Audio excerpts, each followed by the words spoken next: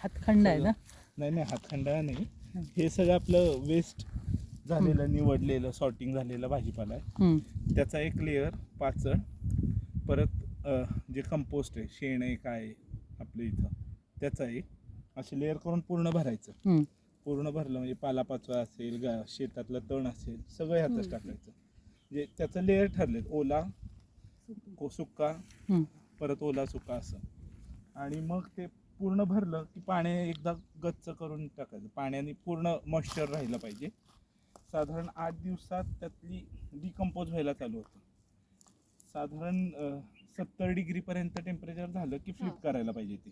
Okay. पण त्याहून आतलं टेम्परेचर जास्त झालं की ते मायक्रो डॉर्मन्सीमध्ये जातं. बरं. आणि बाहेर थंड असल्यामुळे बाकीचे हे करतात, मग ते आत जायला पाहिजे आणि आतलं बाहेर यायला पाहिजे. ओके, मग ते हलवायला पाहिजे थोडक्यात. हां, हे असं 3 वेळा हलवलं की हे पूर्ण खत तयार होतं. ओके. पण मग बागकाम करणाऱ्या लोकांनी हे करण्यासारखं आहे त्यांच्या घरातल्या घरात? ओला कचरा, नंतर देठ वगैरे आणि पालापाचोळा असं मिक्स एक लेअर करून मॉइश्चर देऊन हे करू शकतो. तुम्हाला वास नको असेल घरात तर बंद कंटेनर मध्ये त्यात EM टाकावं लागेल. बरोबर. EM म्हणजे इफेक्टिव्ह मायक्रोऑर्गॅनिझम, ते अनएरोबिक बॅक्टेरिया, ते डिकम्पोजिंग करतात. बरोबर. त्याला कोल्ड डिकम्पोजिशन. जिथे जागेचा प्रॉब्लेम आहे तिथे मग खाली असायला दार करायचं, म्हणजे मग ते काढायला सोपं आहे. खालनं काढता येतं. हा, पण मग त्याला वेळ लागणार. तुम्ही जर फ्लिप नाही केलं तर त्याला 5-6 महिने जातील.